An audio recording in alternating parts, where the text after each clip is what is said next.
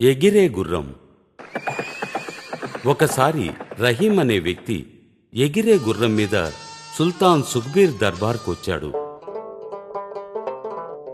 సుల్తానుకు ఆ గుర్రం నచ్చడంతో ఇలా అన్నాడు. ఈ అద్భుతమైన గుర్రం వెల ఎంతుంటుంది? రాకుమారి కంటే విలువైందేమీ కాదులేండి. రాకుమారిని పెళ్లి చేసుకోవాలనుంది. సరే, కాని పెళ్లికి ముందు రాకుమారుడు దీన్ని పరీక్షిస్తాడు. రాకుమారుడు గుర్రం మీదకు ఎక్కగానే అది ఎగిరిపోయింది. ఎంతసేపటికి తిరిగి రానందున సుల్తానుకు కోపం వచ్చింది. మహారాజా, ఇందులో నా తప్పేమీ లేదు. బహుశా రాకుమారునికి ఆ ఎగిరే గుర్రాన్ని ఎలా నడపాలో తెలియదనుకుంటాను. దానికి నేను బాధ్యుణ్ణి కాను. నా కుమారుడు తిరిగొచ్చేంత వరకు నిన్నిక్కడుంచి వెళ్ళనివ్వను. రహీంని చెరసాల్లో బంధించాడు. కొన్ని రోజుల తర్వాత రాకుమారుడు గుర్రంతో సహా రాజభవనానికి తిరిగొచ్చాడు. ఇప్పుడు నిన్ను వదిలేస్తున్నాను, అయితే గుర్రాన్ని మాత్రం తిరిగివ్వను. రహీంకి కోపం వచ్చింది. పగ తీర్చుకోవాలనుకున్నాడు.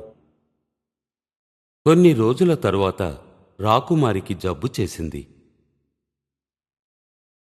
సుల్తాను ఒక చాటింపు వేయించాడు. నా కుమార్తెను స్వస్థపరిచిన వారికి మంచి బహుమానం ఇస్తాను. రహీం వైద్యునిలా మారువేషం వేసుకుని రాజభవనంలోకి ప్రవేశించి సుల్తానుతో, గుర్రాన్ని రాకుమారిని తీసుకురండి.